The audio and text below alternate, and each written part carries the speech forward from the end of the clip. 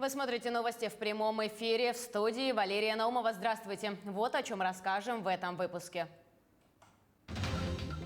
Остался один день, чтобы изменить свое будущее. Завтра последний день, когда можно принять участие во всероссийской переписи.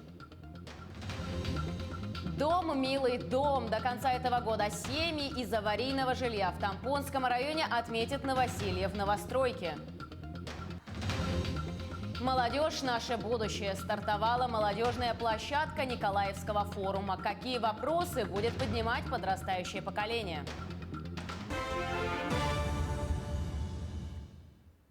Завтра, в воскресенье, завершается первая цифровая всероссийская перепись населения. Через год появятся уникальные данные, которые могут изменить нашу жизнь. До вечера 14 ноября у каждого есть шанс изменить мир вокруг себя.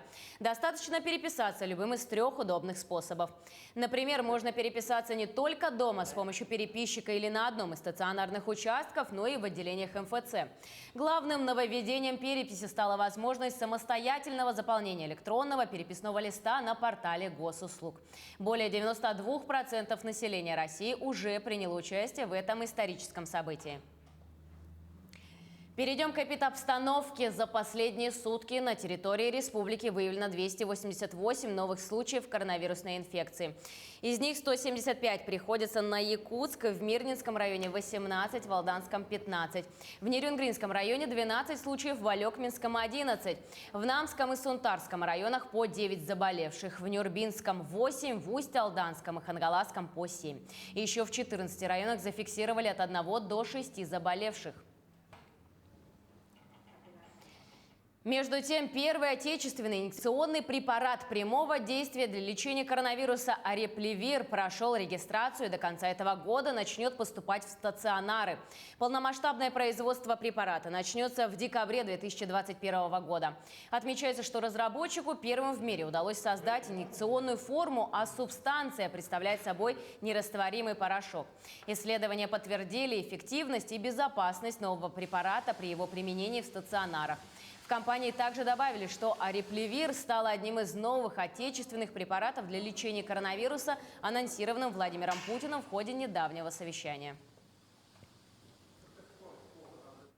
Новоселье в новом 4-этажном жилом доме по улице Магаданская в Хандыге до конца этого года отметят 29 семей, жившие в аварийных домах в Тампонском районе.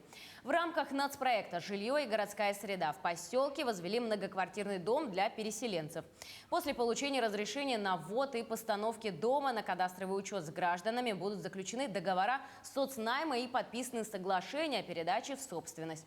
Всего на переселение граждан из ветхого жилищного фонда в Тампонском районе до 2025 года из федерального и республиканского бюджетов выделено более 5,5 миллиардов рублей. Сезонные автодороги республики в зимний период планируют открыть в конце ноября – начале декабря. Так, ледовую переправу Хатас-Павловск грузоподъемностью до 3 тонн намерены открыть 10 декабря и далее постепенно по мере искусственного наращивания льда. Федеральные ледовые переправы через реку Вилюй на дороге Вилюй и через реку Алдан на дороге Колыма планируют открыть в первой декаде декабря до 10 тонн. Автозимники, проходящие через территории Нижнеколымского, Среднеколымского и Верхнеколымского районов, планируют открыть раньше установленных сроков. Глава республики Айсен Николаев и генеральный директор Полиметалла Виталий Несис обсудили ход реализации двустороннего соглашения между регионами и горнодобывающей компанией, в частности, строительство автозимника до села Барелас на дороге Яна. Это позволит установить более качественное транспортное сообщение с удаленными населенными пунктами. Напомню, что по соглашению республика реконструирует 67 километров региональной дороги Яна до села Тополиное Тампонского района и 4 мостовых перехода. А компания построит автозимник протяженностью 350 километров до села Барелас Верхоянского района. В Айхальском ГОК сократят холостые пробеги больших грузов. комбинате заработала заправочная станция вблизи карьера «Юбилейный». Расположение заправки уменьшит пробеги автотранспорта на прежнюю заправочную станцию. Примерно 1,5 километра в одну сторону. Пункт оборудован 2 колонками. На станции заправляется технологический транспорт. Спецтехника перевозит горную массу из карьера. Обслуживать заправку работники УМТС и Центра сервисного обслуживания Айхальского ГОК. В перспективе площадку дооснастят оборудованием для долива моторного масла, охлаждающей жидкости и подкачки шин. Оборудование последних моделей от поставщика поставлено согласно наших технических заданий для работы в районах Крайнего Севера. Данный заправочный пункт оборудован 2 колонками большей повышенной производительности, что позволяет сократить время на заправку. Молодежная площадка Николаевского форума «Три круга» стартовала сегодня в дистанционном формате. Почти 4000 молодых якутян обсудят наиболее актуальные вопросы, идеи и разработки проектов развития республики по 4 трекам: здоровый образ жизни, экология, семья, правовое просвещение. Форум приурочен ко дню рождения Михаила Николаева и объединяет общественность единой целью развития Якутии, сохранения лучших инициатив и программ первого президента. Гродненская область и Якутия поделятся опытом в сфере деревообрабатывающей промышленности, экспорта и импорта молочной продукции, оздоровительного туризма, IT-сферы и молодежных студотрядов. В ходе деловой беседы постпреда Андрея Федотова и председателя Гродненского облисполкома Владимира Караника под особый фокус попала и тема лесовосстановления. На сегодняшний день Республика Беларусь – это единственная страна, которая за время независимости смогла увеличить площадь своих лесов. Между Гродненской областью и Якутией еще в 2013 году был подписан договор о взаимовыгодном сотрудничестве. А сегодня настал момент перехода на качественно новый уровень, отметили спикеры. И так же, как и у вас, мы тоже заинтересованы в технологиях восстановления лесных массивов, заинтересованы в сохранении его от различных бедствий, в том числе лесных пожаров. Это серьезный вызов для всего человечества, и мы, конечно, здесь тоже заинтересованы посотрудничать в области лесных отношений. Мы каждый год увеличиваем площадь лесов, мы восстанавливаем леса, создана целая система ухода за ними, выпускается и техника для ухода за лесами. Поэтому понятно, что у нас масштабы другие, но я думаю, что наши подходы способны работать и на благо лесов вашей республики. В рамках указа главы республики открылся 11-й в республике IT-центр в селе Бердигистях. Там созданы все условия для увлеченных информационным и технологиями, организованы рабочие места и проведен высокоскоростной интернет. IT-центр станет местом интеграции, опорной точкой роста всей IT-сферы Улуса. Там должны создаваться новые проекты и продукции, которые можно экспортировать на внешние рынки. Задача IT-центра не только обучать население, но и создавать новые рабочие места. Поэтому он открылся в бизнес-центре. Это очень правильно, потому что мы запустим курсы для взрослого населения по переподготовке, получению новых специальностей. И мы очень надеемся, что здесь на фрилансе или будут появляться собственные стартапы в горного района. Мы, как городской IT-парк, как министерство, будем этому способствовать.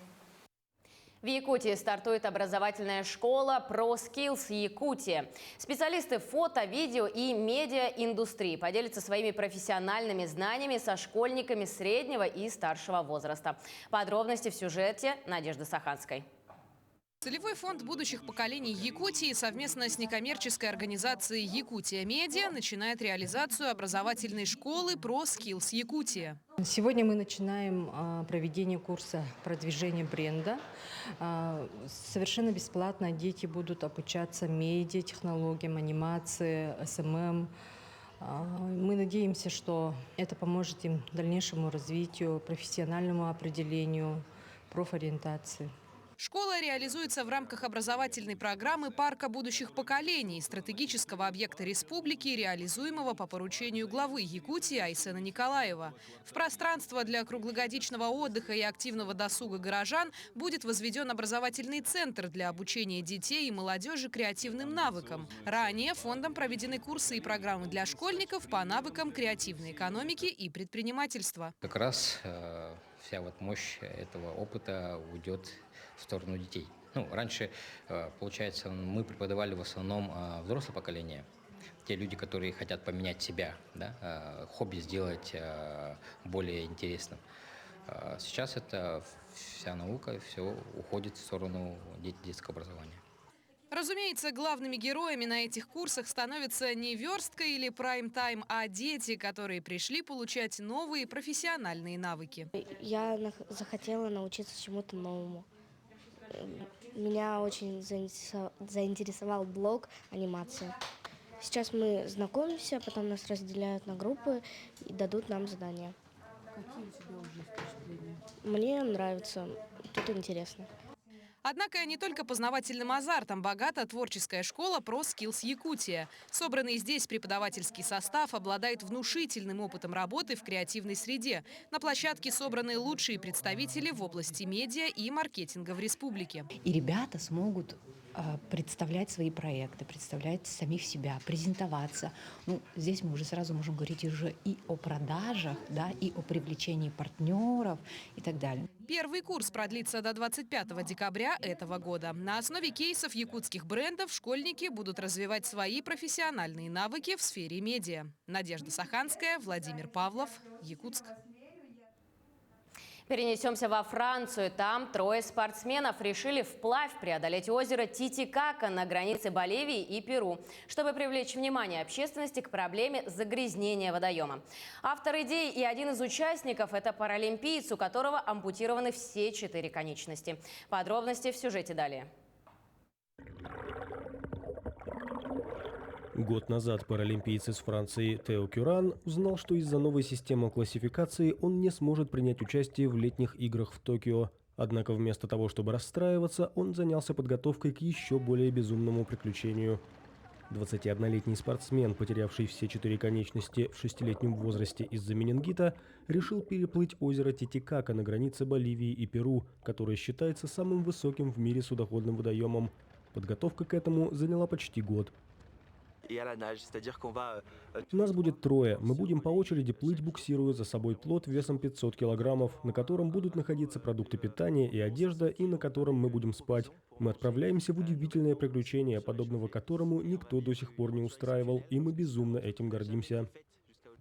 Цель проекта – привлечь внимание общественности к проблеме загрязнения озера. В путь Тео отправляется не один, с ним будут плыть 39-летняя французская серебряная медалистка Олимпиады 2004 года Малья Метела, а также 27-летний экоактивист Мэтью Витвет, который в 2017 году проехал на велосипеде вокруг земного шара, а в 2019 переплыл Гибралтар, чтобы привлечь внимание к проблеме пластикового мусора в океане. Плот, который спортсмены будут тащить за собой, также был создан специально для этого приключения. Мы сделали его из переработанных материалов. Для нас было очень важно совершить наше путешествие, оставив минимальный отпечаток в экологии. В нем использованы, в частности, старые лодки, сделанные для Олимпиады 1996 года, а также ткани из одного из театров во Франции. 122-километровый заплыв из города Копакабана в Боливии в перуанский Пуно, в воде температуры которой не превышает 10 градусов Цельсия, стартовал в среду и, по расчетам организаторов, продлится 8-10 дней. Озеро Титикака расположено на высоте 3812 метров над уровнем моря. На этом у меня все. Оставайтесь с нами на телеканале Якутия 24.